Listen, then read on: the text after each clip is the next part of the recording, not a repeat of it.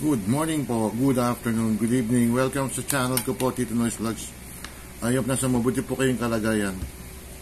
And ayop mga kababayan ko ay siguro intindi nyo lang yung bali part 2 ito ng yung NCAP. Grabe.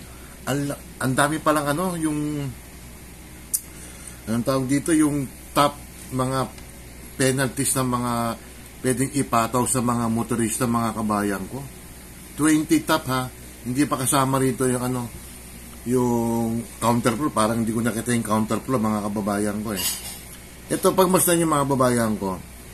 For example lang, kayo bumibiyahe sa EDSA, may stoplight ba sa EDSA? Wala na eh. Or sa Ortigas, sa Quezon Avenue na lang, mga kababayan ko. Kunyari po, naka-stop po kayo kasi nag-red, di ba? Pag may emergency po, na for example, ambulansya or mga pulis, pwede kayo umabante po, hindi kayo i-NCAP nun. Sabihin nyo na lang po, kita-kita sa video po, yung likod ko po may ambulansya, kahit naka-red po, uminto po ako, pero wala akong magagawa po, aabante po ako. Pwede i-contest siya, mga kababayan ko, kasi emergency Pero yung iba, ayaw talaga umabante kahit may ambulansya na, pangmasdan nyo ha. Ayan o. Ayaw umusad kasi baka tikita na beating the red light, mga kababayan ko. Ayan o. Hindi kayo titikitan niya o hindi kayo NCAP. May may dahilan naman, mga kababayan ko. Ayan o. May ambulansya kaya huwag kayong magalala. Pero pag kayo tinikitan pa, ay ibang klase na yan. Hindi na acceptable yung mga kababayan ko. Basta pag may emergency, pwede kayong dumiretso kahit naka-stop. Kasi buhay ang dapat makunan dyan, mga kababayan ko. Life-threatening, hindi ba? Kung life-threatening, hindi ba? Ito, mga kababayan ko, yung mga top 20 penalties ha. Diyos ko, hindi mo alam, no? Parang napadaan ka lang sa bawal, ayun. Matitikitan ka.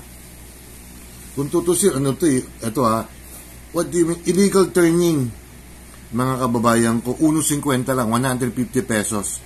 Illegal turning yun yung maybe siguro nakalagay doon, no U-turn or walang swerving, gano'n, mga kababayan ko. Unattended illegal park na sasakyan, mga kababayan ko. Naku, malaki ito, mga kababayan ko. 2,000 unattended. Ibang tao kasi, mga babayan ko, ibang mga turista, damakmak ang signages na no parking, pero paparada pa rin ang tao. Ang tawag doon, GA. Ingat kayo. Tapos, disregarding traffic signs sa Metro Manila, lalong-lalo. Ibig sabihin nun, pwede rin yun, yung kunyari, no U-turn, nag-U-turn kayo. No left turn, nag-left turn kayo. One way, pinasok nyo. Ayun, katangan na. Sorry tangiin na rin yun. Nakita na nga na signage no enter, one way, papasok pa. Ang dami yan. Sa amin dito, mga professional, sorry baka may matamaan. Kami ni kaibigan ko si Perdo, talagang umiikot kami. Hindi kami pumapasok sa one way, mga kababayan ko. Unified Vehicle Volume Deduction. For example, color coding. Monday is 1 and 2. Kung dulo number mo sa plate number is 1 or 2, 500 ka. Pag may pag nakatatlo ka, baka mag-seminar ka or baka i-revoke yung lisensya mo ng isang buwan. And then, yung attended illegal park, ayun, meron na yung 1,000 din yun. Meron pa. Mga kababayan ko, may dress code po pag nagmumotor Bawal po ang naka-tsinelas. Dapat naka-t-shirt po. Pwede ba naka-short dun? Alam ko pwede rin. Basta naka-helmet kayo, naka-proper t-shirt kayo, huwag magchichinelas. 500 po yung mga kababayan ko. Obstruction. For example, nakaparada nga kayo, pero ang paradahan yun is para sa gobyerno. Hinarang nyo pa yung gate. O obstruction yung ano yun, 1,000 yung mga babayan ko. Failure to give proper signal. Pwede ba yun? Kailangan kasi pag right turn ka or left turn, signal ka. Di ba? Yung kotse naman, may signal light yan, mga babayan ko eh. And then, ano pa ba? Mayroon pa rito. Ang dami mga kababayan ko. Stalled vehicle. Yung nakatengga lang yung kotse mo. 500 mga babayan ko. No driver, ano ba to? No driver uniform. O bakit sa taxi, 100 lang. Failure to carry, show, surrender driver's license. 150 lang ang baba, ano. Failure to use seatbelt. Ayan, ang seatbelt. Talagang ini-implement talaga yan sa buong Metro Manila. Ewan ko lang, sa ibang lugar, walang seatbelt. 1,000 yung mga babayan ko. Loading, unloading in prohibited zone. 1,000. Hindi mo alam, nag-load ka ba, nag-load ka, and then nag-unload ka na hindi mo alam, maiipon din yun. Yung pala, nakasampu ka na, o di 10,000 yung mga kababayan ko. Driving, ayan, yung nakachinelas mga kababayan ko, 100 lang naman. Pero dapat taasan to eh. Defective motor vehicles, mga accessories. Naku, ang dami dyan sa EDSA or sa Quezon Avenue. Yung taillight nila, iisa lang ang gumagana. 1,000 yung mga kababayan ko. Ayun, sa motor, no crash helmet. Diba, 500 din pala yun. Oh. And then, pag pangatlo na, nahuli kayo, kasi naka-record yun, 5,000 babayad yung mga kababayan ko. And then, ito yung pinaka-last na 3 or 4. Reckless driving. 1,000 mga kababayan ko. Third offense, first offense, 1,000. Third offense, 2,000. And then, seminar na yung mga kababayan ko. Tricycle ban. 500. Ako sa EDSA. Kahit bawal ang tricycle, mga kababayan ko, may mga tricycle din. May mga tok-tok pa nga rin, mga mga titos. And then, truck lane. O, kailangan ng mga truck lane, yung mga behero, yung mga kalakal, yung mga merchandise, kailangan, kasi ang truck may isang lane lang sila. Lalo dyan sa may C5, mga babayan ko, super traffic dyan. Ano pa ba rito? Ano storage fee? Pag na-impound, magbabayad ka kada araw ng 60 pesos, kung isang buwan mo hindi kinuha, malaking halaga mga kababayan din yun. Kaya marami pa rin mga parang disgusto tong NCAP na to. Pero on the other hand, para maiwasan din ang corruption, kaya lang, kasi kahapon nga, di ba, galing kami, sinundo namin si Mrs. sa may bandang shore ba yun? Bandang entertainment center, dyan sa may Pasay ba yun? May mga nanguhuli pa rin po. Sabihin nyo po, hindi po, na-NCAP na po ako, madodoble pa yan. May mga pinara po dyan sa Quezon Avenue kagabi. Kaya pag kayo'y pinara, hindi po, huwag kayong papayag.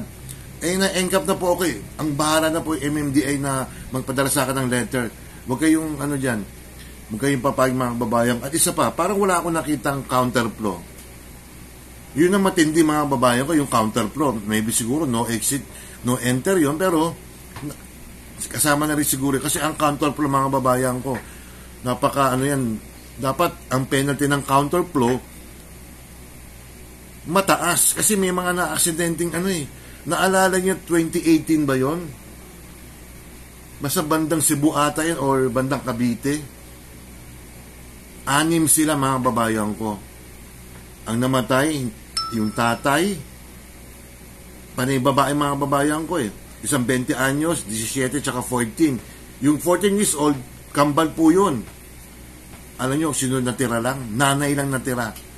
Dahil ng counterflow, yung kasulubong nila. Siyempre, ng counterflow Kailangan ng yung steep penalty. Siguro mga 20,000 pa ng counterflow mga babayan ko. Napakadelikat mo. Yung 2018 pa yun, namatay yung 5. Ang natira yung ina. Grabing agony yung, ewan ko, natanggap ng nanay yun, namatay yung mahal niya sa buhay, 4 na anak, at saka yung asawa niya. Dahil sa nag-counterflow yung lintik na driver na yon. Kaya ano na lang tayo, kagabi nga parang marami rin nag-iingat, yung motorcycle lane, medyo hindi na diadaanan ng mga kotse, may ilan-ilan na nadadaanan, may NCAP sila mga kababayan ko. Yun lang ano natin lalo-lalo sa EDSA po, meron ng odd even. MWF 13579. MWF sa EDSA. Yung odd number. Yung even number 24680 TTHS Tuesday. Ano ba yun? Tama. Tuesday, Thursday, Saturday, mga kababayan ko. Pero pag Sunday, pwede kayong dumaan na mga kababayan ko. And then, libre na po from Balintawak to Buendia ang Skyway po.